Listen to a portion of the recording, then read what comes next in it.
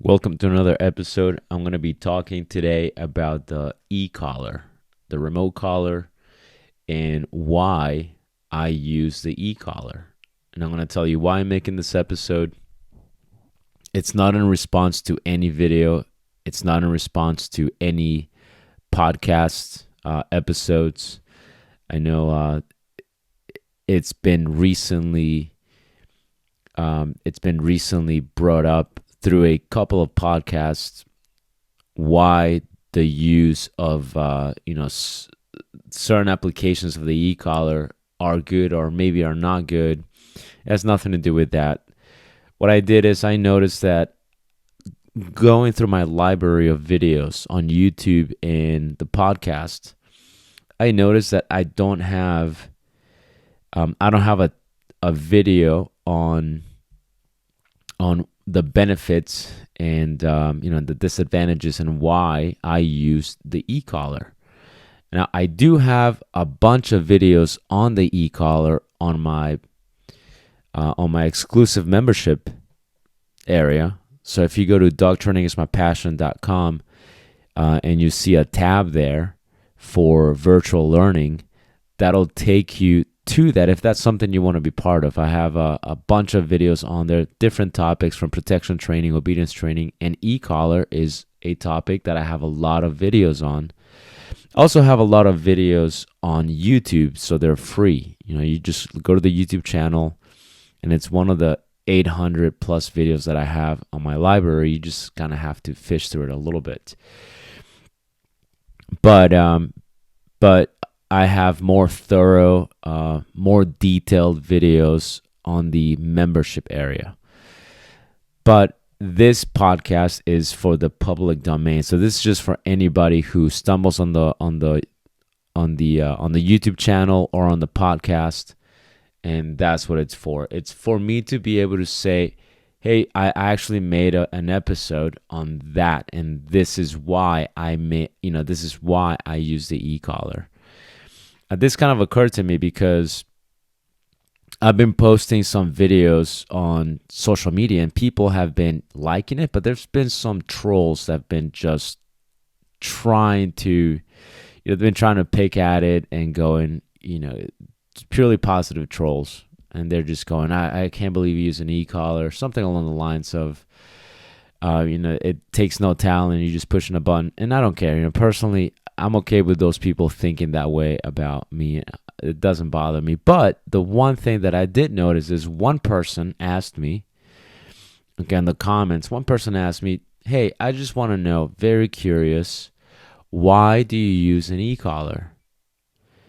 And I thought to myself, I could write an entire paragraph, and I've done stuff like this before, right? An entire paragraph, and my intention has been, okay, I'm going to tell this person that I don't know why, right? And I'm going to put a lot of thought into it. And a lot of times they go, well, they don't even take the time to look into it. They already have their minds made up. They're asking you really a rhetorical question. And so my experience has been a lot of times people don't really want education. They don't want to open their minds. They're asking a bunch of questions, but they're not really interested in hearing your opinion or your perspective. They're ready to just shut it down with whatever dogma they have, whatever explanation that they have. So I thought to myself, well, I'm definitely not going to do that because I don't know if you're a troll. And this person did have a little bit of a troll attitude at first. So I just told him, hey, go to episode 58 on my podcast. That's all I said. Now, episode 58 doesn't talk about the e-collar. Okay, it doesn't talk about why I use the e-collar. But it does talk about the use of pressure. Okay, so it's more broad, it's more general. It talks about the use of pressure and the importance of the use of pressure in dog training. So it kind of encompasses e-collar a little bit because e-collar is a tool that allows us to apply a certain form of pressure. So I just sent that person to that podcast episode 58. Okay, if you want to look at it, go to episode 58 on the podcast platform, wherever you're listening from. Or if you're on YouTube, go to the podcast playlist on my channel. And again, go to episode 58. And it talks about the use of pressure. But now I want to make an episode on the e-collar, why I use the e-collar, okay, and what the benefits are of the e-collar.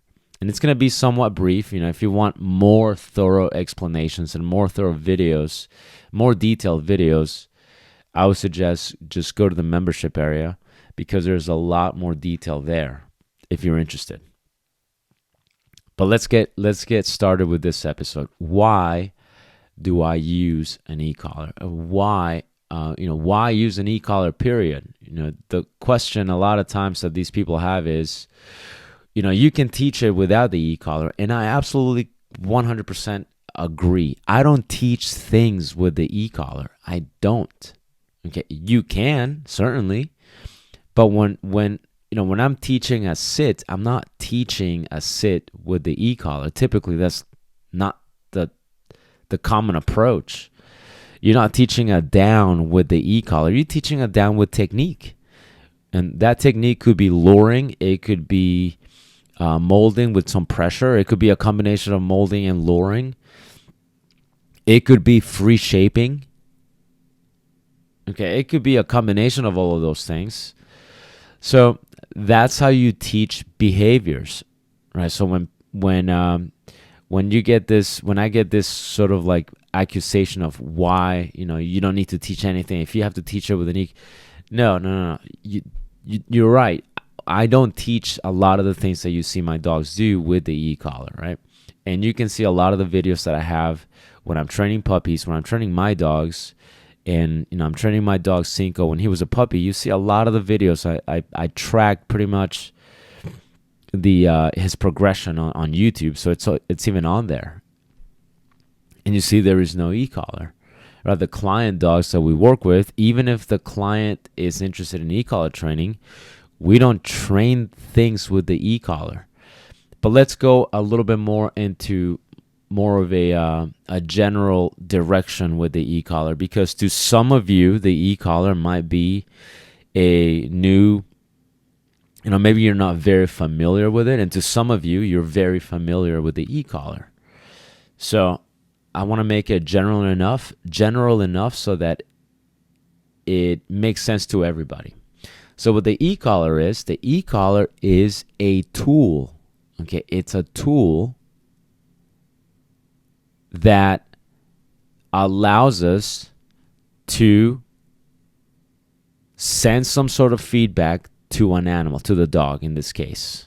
Okay? It's a tool. Okay, it is 100% a tool.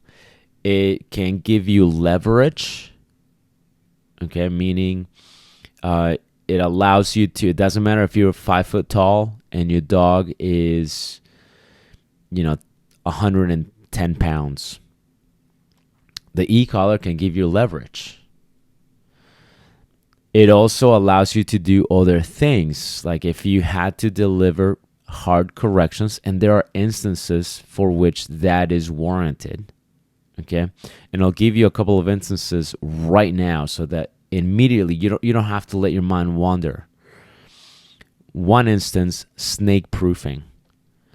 If I'm doing snake proofing, that means I want the dog to have a very unpleasant association to snakes, to the sight, the sound, and the smell of snakes.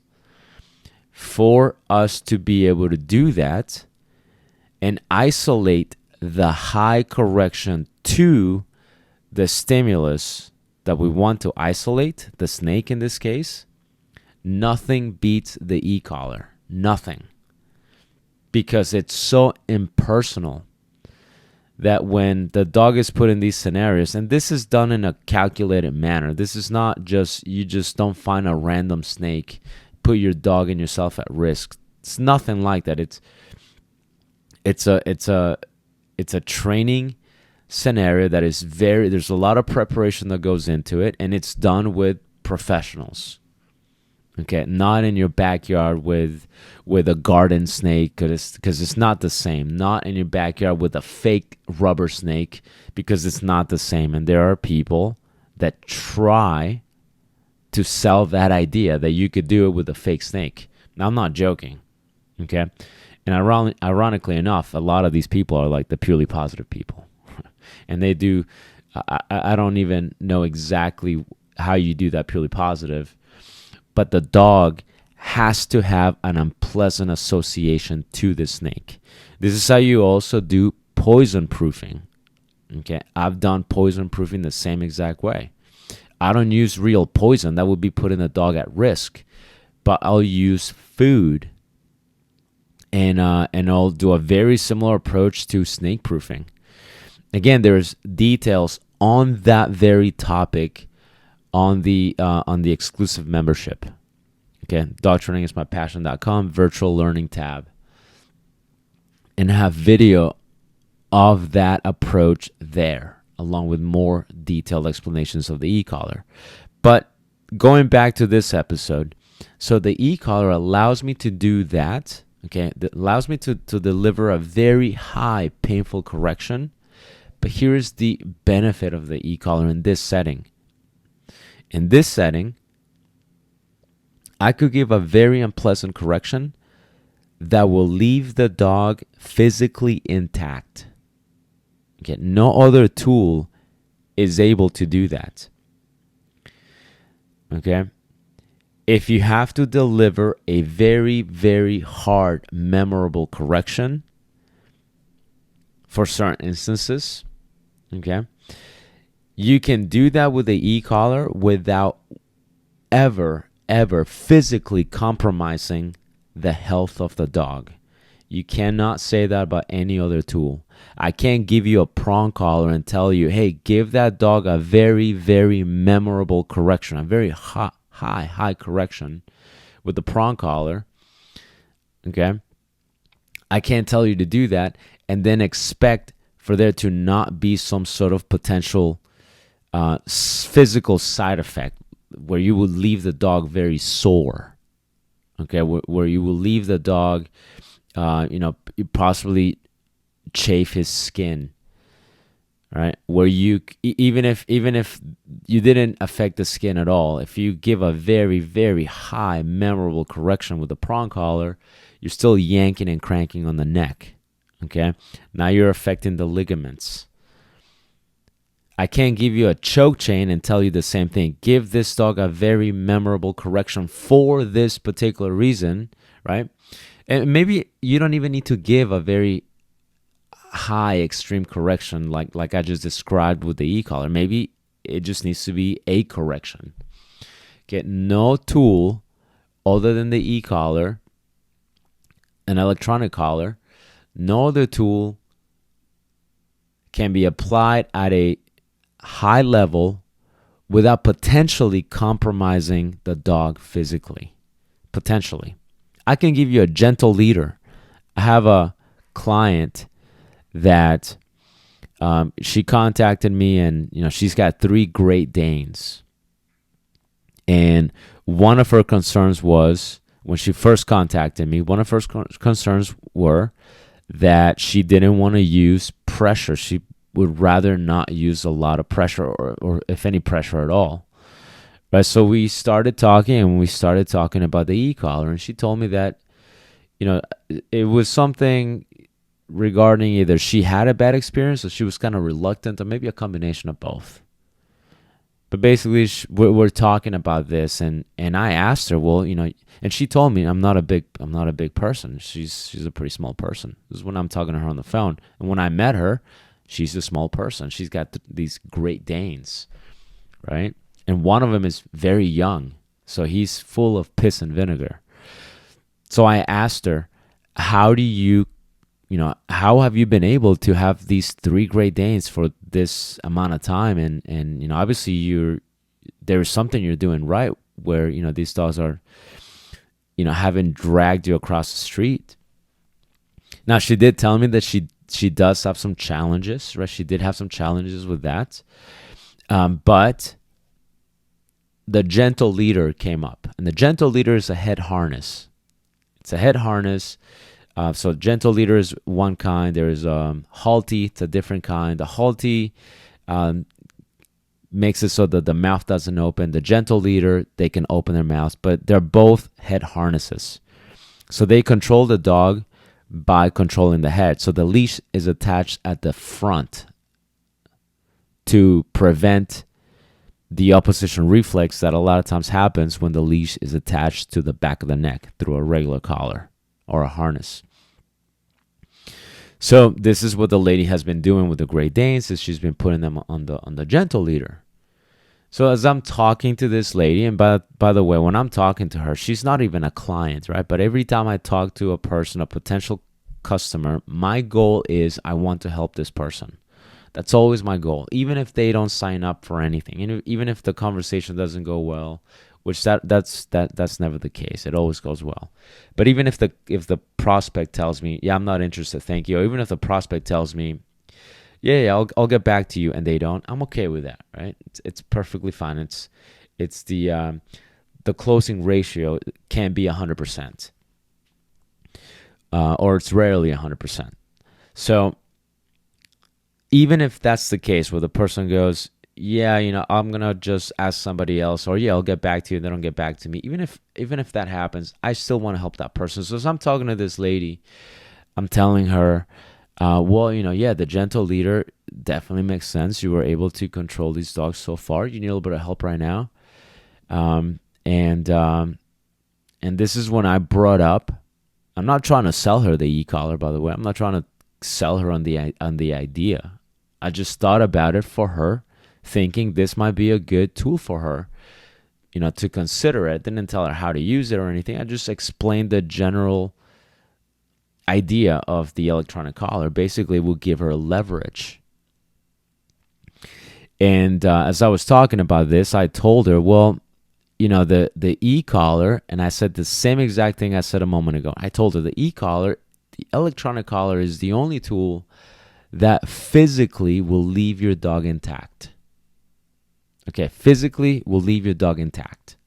Like when we do the rattlesnake training, or the poison proofing, but more common, the rattlesnake training, right? The venomous snake training. When we do that, we want the dog to have a bad association to the snake. We want him to be very afraid of snakes, and we put that fear by using a very high level of correction. We want the dog to go, oh, fuck no, I don't want to smell, see, or hear a snake. If I hear, see, or smell, I gotta book it. That's the idea behind the snake clinic, right? The snake training. So, so you could say physically the dog is intact, emotionally, mentally, yeah, this dog is definitely a little bit shell-shocked about that experience. And in that instance, it's life-saving. But also that type of training it's different, right? We want the dog to be surprised. We want the dog to have a very, very bad association. So we want them to remember this for a long time. So I was talking to the lady, and I was telling her, well, the e-collar is the only tool that will physically leave your dog intact. And when I told her that, I could hear the tone of her voice, and I could hear the pause in the conversation and the questions that she asked. I could hear that I just got through to her. And she was like, oh, it was like new information, right? And I told her, even if you use an e-collar at the highest possible level for your dogs, right, not that you're going to, but even if you do, it is the only tool that will leave your dog intact, physically intact. And then I told her, now the gentle leader that you've been using, okay, the gentle leader is not a tool that will leave your dog intact. And then I heard another pause and another shift in her tone, and I knew I got through to her again. And then I told her, well, think about the gentle leader. You're controlling the dog from the head. And personally, I have seen dogs pull on the gentle leader. They just pull sideways. And so it makes it very uncomfortable. But if you have a very energetic dog that doesn't have a whole lot of impulse control, they're very impulsive, you put them on a gentle leader, they're still going to lunge at the end of that leash. Okay? I've seen it. And it just so happens that because it's a head harness, you're just making it very difficult for them to get the proper leverage and keep pulling. So they comply, and then they're pulling sideways, so they're pulling backwards, and now it's easier for you to control that dog.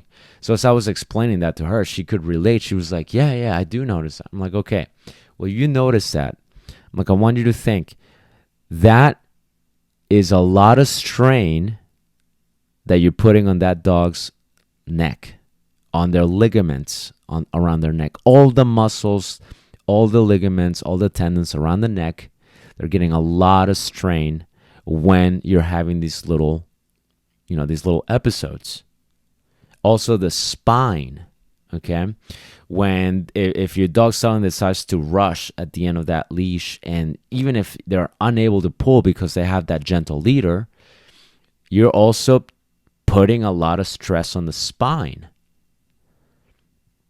And as I'm telling her this, I can almost see her faces. I can hear the pattern, the talking, right? The pattern in her voice, the pauses, all of these. I'm able to see that she even flat out said, "Wow."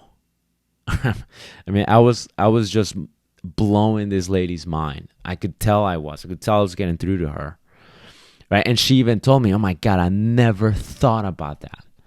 And she's like, I was thinking the entire time that I was doing the right thing, and I was being gentle because I was using a gentle leader. And I'm like, yeah, that's marketing. I'm like, that's exactly how it works. That's marketing. If what do you hear about the e-collar? You hear the shock collar, right? I'm not gonna get into the technicalities of that, about what goes on in the mechanism of the remote collar. All I know, it's an electronic collar, but to the average person, the word shock, right?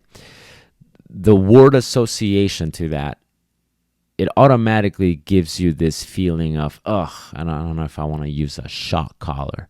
But a gentle leader definitely is a much better option because it's gentle.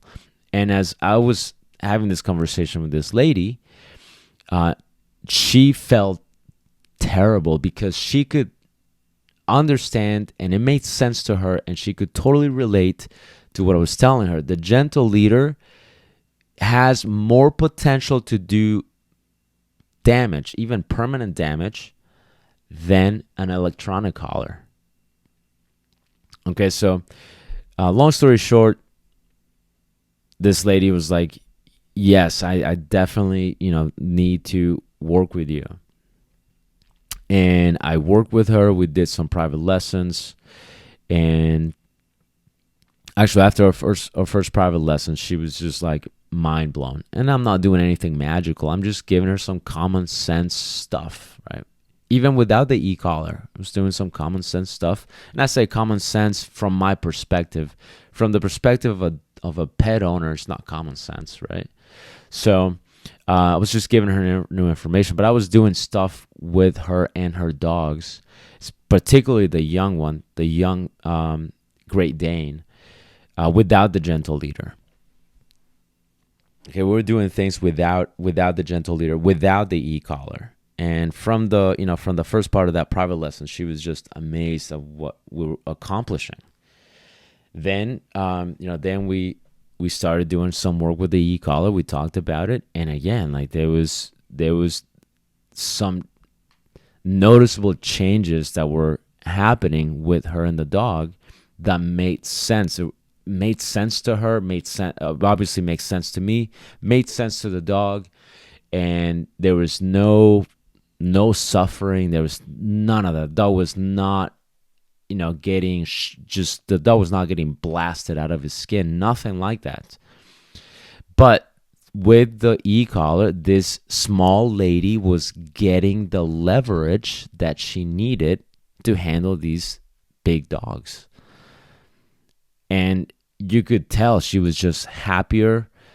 She was more relaxed. The dog was more clear. Okay. So this was working out great. And that right there is one benefit of the e-collar. It just gives you that electronic leverage. If you've never felt an e-collar, and you might be on the fence about the e-collar, I completely get it. You don't know. You don't understand what it feels like. So to you, what I'm talking about might still sound cruel, and that's fine. I would just encourage you to do a little bit more research if you want to. You don't have to. If you've already made up your mind, you're probably not even listening to this anymore. But if you potentially are thinking, I'm still on the fence, that's fine too. Be on the fence your entire life. That makes no difference to me. But if it's something that you're thinking, maybe I should look into it, I would encourage you to look into it, right? Find somebody who knows what they're doing. That's hard too. That's very, very difficult too, because there are people that, they'll claim, oh yeah, I know what I'm doing, and then they're not. They don't deliver. But a lot of dog trainers have a really good idea of what the e-collar is about. Okay. So that's one of the reasons why I like the e-collar. It's a one of the other benefits. It's on the impersonal side. So like, even if we're looking at now we're going to use it as a correction. Like, it's just going to be like, do not do that, Even if you use it as that, it's impersonal. So it's not you against the dog. It's not you telling the dog, F you, I'm going to grab the leash and wham, right? Because even if you try to do it as neutral as possible, a leash correction, a leash pop, whatever you want to call it, leash pop, leash correction, right? Whatever you want to call it. Even if you are neutral, remain neutral, and you do that pop, it's 100% personal. It came from you to the dog, and the dog knows that. If you have a pretty tough dog, not a big deal. If you have a very tough dog, could be a problem. If you have a very sensitive dog, could also be a problem. But the e-collar is impersonal, meaning you are the good guy, right? And I'll tell you something one of my coworkers said one time, and I thought the way he put it was brilliant. It was so awesome. And his name is Seth. He was an instructor at Starmark Academy when I was an instructor there too. This was a couple of years ago. We're talking about e-collar because that's one of the topics that we covered. And as we're talking about this, Seth, said to the class, in regards to the e-collar, in regards to the use of the e-collar with his personal dog. And he said, you know what I like about the e-collar? And I thought this was freaking brilliant. You're going to like this. He said, what I like about the e-collar, he says, is I never have to touch my dog for anything unpleasant. The only time that I get to touch my dog is now to show affection. The only time I get to physically interact with my dog is to show affection. And he says since the use of the e-collar with this dog, and he doesn't have like a frail little dog. He's got a pretty active, pretty smart, very nice dog, but still a pretty active pitty, right? He says since the use of the e-collar on this dog, I never have to physically interact with him in a way that is a correction that is unpleasant, because now every time I touch my dog, every time I have a physical interaction with my dog, it's always pleasant. Because from time to time, at some point, you are going to give your dog some leash pressure. You are going to give your dog some leash corrections. And the thing with dogs is all animals in general, if they have the ability to make choices, they also have the ability to make poor choices. Every animal is like that. Okay. So this ideology of a dog should do everything because of a bond, because they're bonded to you, because they love you, and because you've taught it through just all positive reinforcement, it's not congruent with what an animal is. No animal, okay, if it has the ability to make choices, it also has the ability to make poor choices. If it has the ability to choose right, to make the right choice, it also has the ability to make the wrong choice. If it has the ability to come when called, it also has the ability to not come when you call him. So what do you do then? Right? That's the question. What do you do then? Do you just, keep clapping your hands and go, hey, fighter, fighter, fighter, fighter, look, I got my treats, look, right?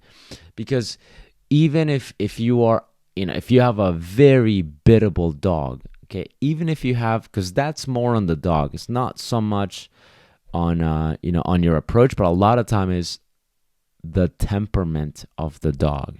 You have a very biddable dog that, just loves to be with you, loves to do and cooperate. They just love that bonding process. The training is just amazing. Even that dog will make a piss poor decision every once in a while. The question is, what do you do when that happens? Do you go, well, no, I'm never gonna say no to my dog, and I'm never gonna give my dog a correction, never, because I'm not like that and I'm not terrible. Well, good. That's you and that's your dog, and great. So if you call your dog and your dog decides, dad or mom, 9 out of 10 times I'm going to come back to you, but every once in a while, I'm not going to. It will happen, okay? To say that, no, that never happens, it's naive and just complete denial, because it happens. Think about this, guys. If it has the option, if it has the ability to make a good choice, it also has the ability to make the wrong choice. That's you. That's every animal that has a complex nervous system and a complex, decision-making ability, right? And that's most animals. So that's why, that's another reason as to why the e-collar is such a great tool. It does have advantages. Obviously, it has disadvantages as well. It's part of the nature of the tool. Any tool, advantages, disadvantages, pros and cons, it's gonna happen, right? So the other thing about e-collars too is a lot of people will go, well, e-collars, if you can do it without it, why even use it? Okay, well, then I would suggest to you, use that analogy with everything else in your life, and you'll see how far you get. All right? Can you go grocery shopping walking versus driving your car? Yeah, and some of you guys do. Right? When you go visit your friends, you drive, right? Can you do it without driving? You absolutely can do it without driving. Right? Can you go across continents? Can you, go to another state without flying? Yeah, you could. So if it can be done without flying, why don't you do it without flying? All right? Can you build furniture with just a hammer and nails and like your manual screwdriver? Yeah, you can, right? But we have technology. You don't have to do it just with a hammer and the manual screwdriver. You could use a power drill. And then I could ask you, well, if you can do it without a power drill, why do it with a power drill? Because it's a tool. Okay? And the tool, obviously, if you know how to use it, it's beneficial. If you don't, it can ruin your project. And it's the same thing with a dog. If you know how to use the e-collar, and if you're open-minded enough, then you can use it, or you can get guidance. So have somebody help you use it, then it works, right? If you're very close to it, again, you're probably not even listening to this at this point. You checked out a long time ago. You probably checked out when I talked about snakes. But if you are, if you're close-minded to it, then you don't learn about it, and that's perfectly fine too. And that's why, in general, I think it's a good option, because it is a tool. It allows me to do things that I would find very difficult to do with other tools. Prong collar, gentle leader, slip collar, those all have their benefits. I have used a gentle leader before. There were circumstances that sort of took away my other options, and I had to go to the gentle leader. This was a dog that had issues with a certain part of her neck, more superficial, not like the ligaments or the spine. Otherwise, the gentle leader would have been a horrible choice, but it was more superficial. It was more on the skin. Because of that, the gentle leader was the tool of choice. So that's what tools are about. Either they work because the scenario allows for it, or they don't because the scenario doesn't call for it, and that's fine too. Okay, the e-collar actually happens to be a tool that is very versatile. You could use it at very, very low levels. And I'm not going to get into that whole debate of low levels are bad. I'm talking about the episode Ivan Balabanov made. Right? The whole it's a terrible idea, and he went on a 2-hour rant, which he has his opinion, and he has a certain way that works for him, and that's good for him. And if you didn't know, Jerry Bradshaw with Controlled Aggression made a rebuttal episode on why low-level e-collar can actually be very beneficial, and he did that with Pat Stewart. So anyway, so if you want to get into that, a little bit of that drama and just listen to the two different takes on low level or no low level, you can go there. This episode is not about that. I just wanted to make this so that I could have something that I could point people to and go, hey, this is, maybe something that you want to spend like about half an hour, 40 minutes listening to about, and these are my thoughts on the e-collar. Okay? I may do another episode on the e-collar. I may do a part 2, or I might not. If I do, just stay tuned. There'll be another one. If not, not a big deal. I think I said enough on the topic. And just like I want to do with every episode, I want to keep them nice and short. And I'm already past the time I usually keep it at. So we're going to end it on this one for now, guys. Thank you for listening. Make sure you subscribe, follow the podcast, and check out the other social media platforms like Instagram, Facebook, and I'll see you guys in the next episode.